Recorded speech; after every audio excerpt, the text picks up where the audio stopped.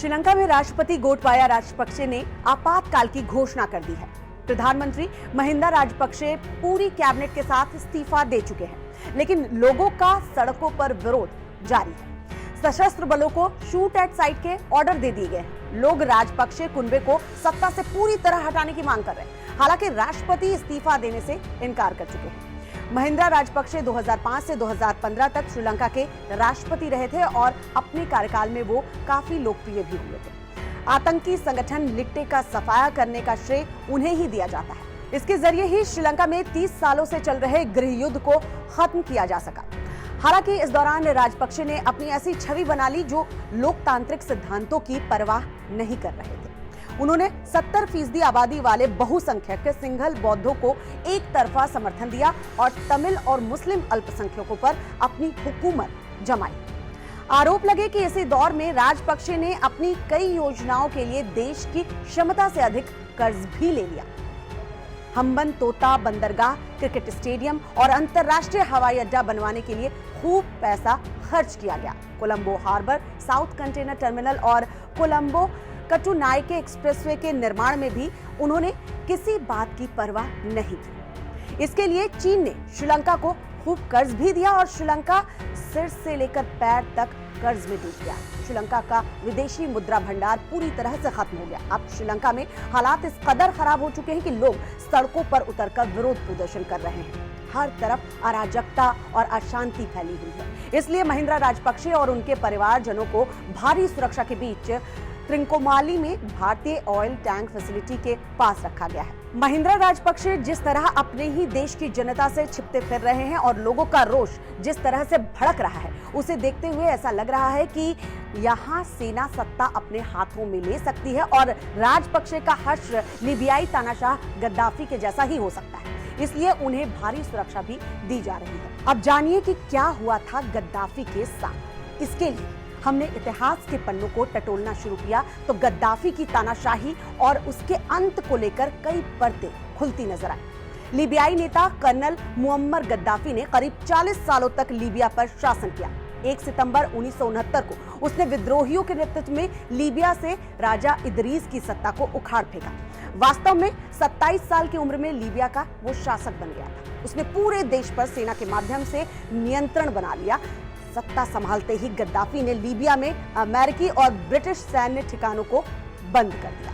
दिसंबर 1969 में सेना के कुछ अपराधियों ने तख्ता पलट की असफल कोशिश की। इसके बाद उसने अपने राजनीतिक विरोधियों की हत्या करवानी शुरू कर दी। देश में रह रहे सभी इटली के नागरिकों को देश से निष्कासित कर दिया। गद्दाफी के इस कदम को अरब राष्ट्रवाद और पश्चिमी साम्राज्यवाद के बीच लड़ाई के रूप में देखा गया था।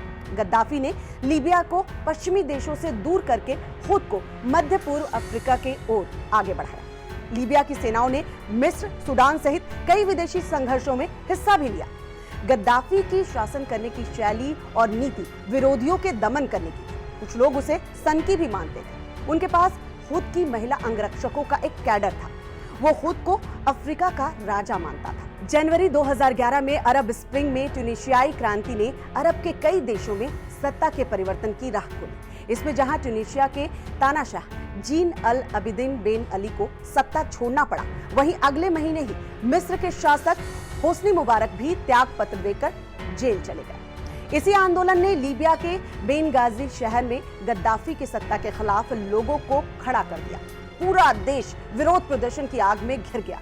जब गद्दाफी ने सेना के दम पर इसे कुचलने की कोशिश की तो ये आंदोलन और भी उग्र हो गया। प्रदर्शनकारियों पर गोलियां चलाने के लिए पुलिस और विदेशी सैनिकों को भाड़े पर लाया गया।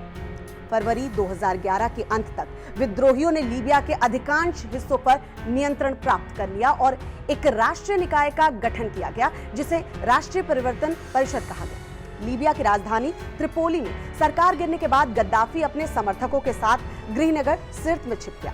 उसके साथ उनकी बची खुची सेना भी थी जो उसकी सुरक्षा में लगी थी। लेकिन लीबिया के अंतरिम सरकार के सैनिकों ने सिर्त पर हमले तेज कर दिए। गद्दाफी के वफादारों की सेना को पीछे ढकेलना शुरू कर दिया। इस हमले के कारण गद्दाफी अपने समर्थकों के साथ वाहनों के काफिले में भागने की कोशिश कर रहा था। नाटो सेना की ओर से लड़ रहे फ्रांसीसी लड़ाकू विमानों ने गद्दाफी के काफिले पर हमला किया। हवाई हमलों के बाद कर्नल गद्दाफी और उसके कुछ समर्थक भागकर पास के ही कूड़े करकट से भरे 2 सीवर पाइपलाइन में छिप गए। गद्दाफी को गंभीर चोट लगी थी, उसे पकड़ लिया गया था। एक अंतर्राष्ट्रीय न्यूज चैनल ने एक वीडियो दिखाया जिसमें बुरी तरह से घायल गद्दाफी विद्रोही सैनिकों के साथ दिखा। इसके बाद क्या हुआ इस बारे में ठीक से कुछ भी पता नहीं चल सका। हालांकि अंतरिम सरकार के प्रधानमंत्री महमूद जिब्रील ने कहा कि फॉरेंसिक जांच से पता चला है कि गद्दाफी की मौत गोली लगने से हुई है। एक वीडियो भी जारी किया गया था जिसमें गद्दाफी को कुछ लड़ाके घेर कर खड़े थे और वो खून से और धूल से सना पड़ा था। हालांकि इस वीडियो की सत्यता की पुष्टि नहीं हुई। इस वीडियो को लाइक और शेयर करें और इस तरह की तमाम वीडियोस के लिए आप देखते रहिए टाइम्स नाउ भारत का डिजिटल प्लेटफॉर्म।